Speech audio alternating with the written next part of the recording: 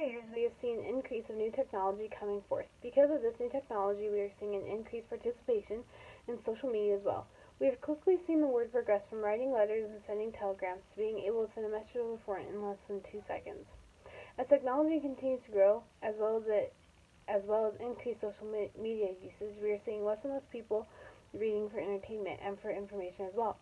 I believe that the reason we see this decline is because of the increase in technology and social media. Reading is an important of not only scholars or students' lives, but of the lives of the average person. The ability to read is necessary to be a member of a well-rounded society.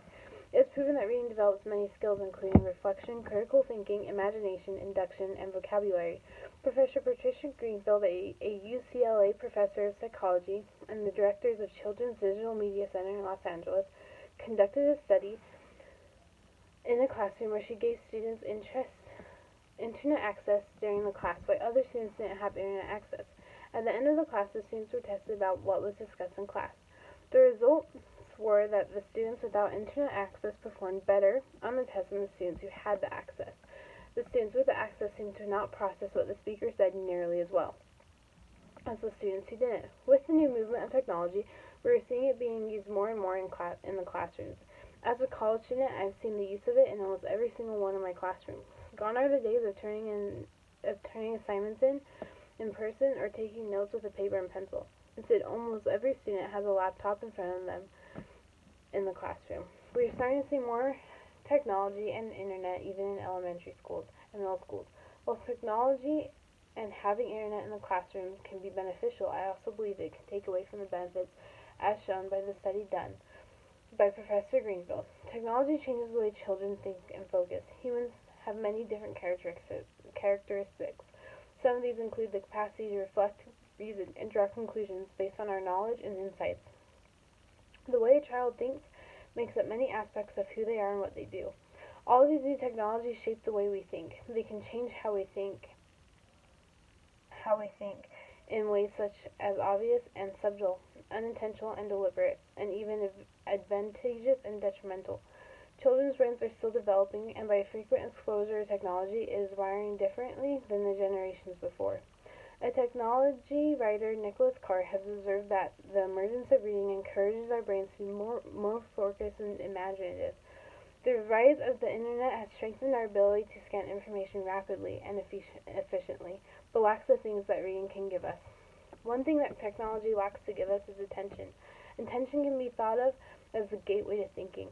Without thinking, we lose or diminish many other aspects of thinking, such as perception, memory, language, learning, creativity, reasoning, and problem solving. The ability to focus or pay attention are very important and lay the foundation for many aspects of growth by becoming successful, well-rounded people. A child's immediate environment determines the kind or amount of attention that they will develop. In past generations, children focused much of their time into reading. Reading is an activity that has few distractions and can require intense and sustained attention, imagination, and memory. However, with the invention of televisions, we see a lack of attention spans. As children, as the television offers visual stimuli, fragmented attention, and very little need for imagination. And then we see the invention of the internet, and along with it come impossible, consistent attention, unnecessary imagination, and inhibit memory. Technology conditions the brain to pay attention very differently than reading. Many studies have shown that from uninterrupted text results a faster completion and better understanding and recall of the text. However, those who read text on the internet filled with hyperlinks and ads don't develop as good of an understanding and are less able to recall what they read. In one study, they found that the students that read a text-only version of a presentation said the presentation was engaging, informative, and entertaining. And those that watched the presentation that included video didn't find it as informing or engaging as their classmates. This shows that we're able to gain more from reading from text than we are from technology-innovated schools. Reading provides us with skills that we cannot get from a computer screen. Similar to how technology affects a child's attention span, it can affect the way a child feels or empathizes. A study published in the journal Computers and Human Behavior found that 6th graders who went 5 days without exposure to technology were significantly better at reading. than human emotions compared to kids who had regular access to phones and televisions and computers. They sent one group of kids to an outdoor education camp where they had no access to electronic devices. The other group continued on with their normal life. At the end of the 5-day study period, they showed both groups 50 images and asked them to identify the feelings being modeled. They found that the students who went to the camp scored significantly higher than those that had continued to have access to technology. Greenfield, a psychology professor at UCLA, said, "A lot of school systems are rushing to put iPads into the hands of students individually, and I don't think they've thought about the cost. This study should be, and we want it to be, a wake-up call to those schools.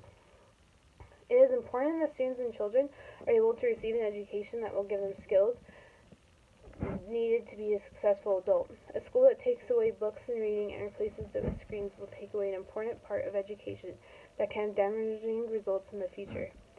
Although it's not only children that we're seeing the effects of replacing reading with technology. In the last few years, reading for pleasure among Americans is declining rapidly.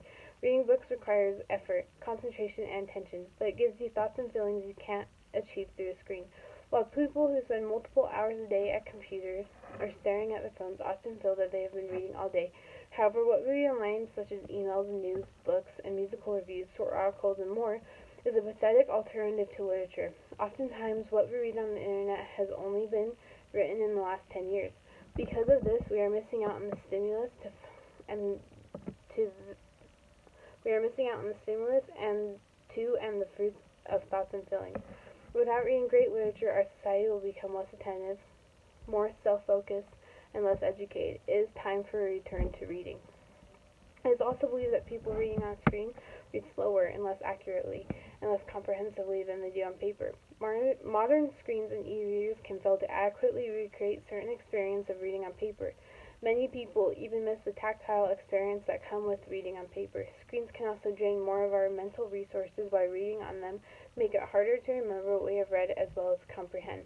However, it's not only that, but it's the attitude that people have about reading on screens. A parallel line of research focuses on how many people approach computers and tablets with a state of mind that is less conducive to learning than the one that they would bring to reading on paper.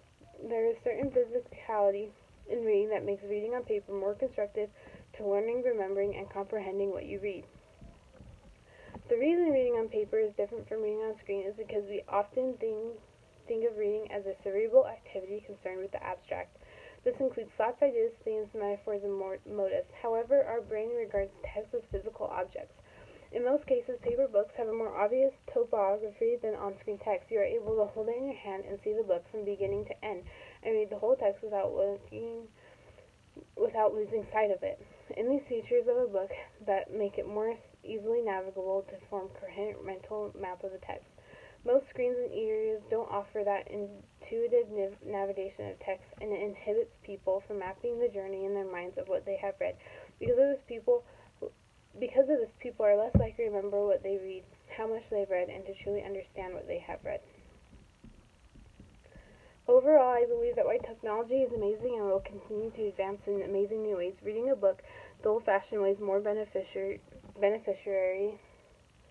Reading develops many important skills that help students and adults become well-rounded members of society. If we are to take away reading from textbooks or books in the classroom, we will be depriving kids of a whole way to learn and grow in ways that technology can't. It is important to continue to spend less time away from screens and instead work on having real-life experiences. If we continue to do this, we will be able to have children and adults with better attention spans, better reflection skills, critical thinking, problem-solving, and vocabulary.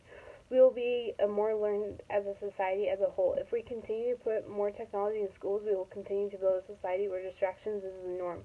Consistent attention is impossible. Imagination is unnecessary, and memory is intimidated. It is not only important but necessary to make a move to return to reading from textbooks. Having interaction with real people as opposed to one on screen, and learn from real-life experiences. The best thing we can do for our future generations is create a school where they have all of this and are well equipped when they graduate high school, knowing what it's like to pick up a book and read uninterrupted.